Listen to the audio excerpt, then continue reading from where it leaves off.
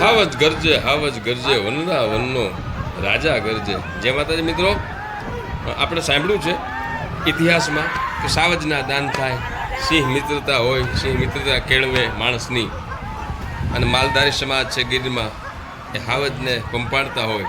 એ ઘણી બધી વાતો ઇતિહાસમાં સાંભળી છે. પણ આજે સાબિત થાય છે તારીખ 6/7/2026ના રોજ પાલીતાણાનું એક ગામ છે ગરાજિયા મુકામે એ નેહડામાં એક સિંહણ આવે છે, હાવજ આવે છે, અને માલધારી પોતાના માલને બચાવવા માટે ઘણા પ્રયત્નો કરે છે. એમાં એક કાળુભાઈ ગમારા નામના ભરવાડ સમાજમાંથી આવે છે માલધારી પોતે.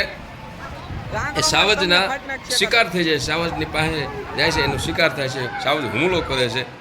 પણ વાત તમને એ કરું છું કે હાવજે હુમલો કર્યો છે એ ગોઠણિયા પર રાખી, અને હાવજ એની માથે છે, ઘણે પગમાં ને બધે ઈજા થઈ છે. પણ એ માલધારી સમાજમાંથી આવે છે, એમને માતાજીએ ઈશ્વરે કંઈક સદબુદ્ધિ આપી, અને હાવજને પોતાનો હાથ એક છે એક જડબામાં છે, હાવજના જડબામાં, અને બીજા હાથે એ કાળુભાઈ હાવજને એ સિંહણને માથે હાથ પંપોડે છે. મીઠો હાથ પંપોળે છે. હાથ પંપોડતા 30 મિનિટ એટલે અડધો કલાકનો સમય થઈ ગયો.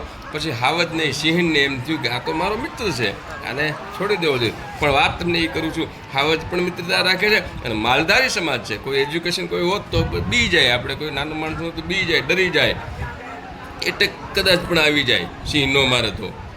અને સામે તળાપ નાખો તો હાવજ અમુકનો એ ખારો થાય.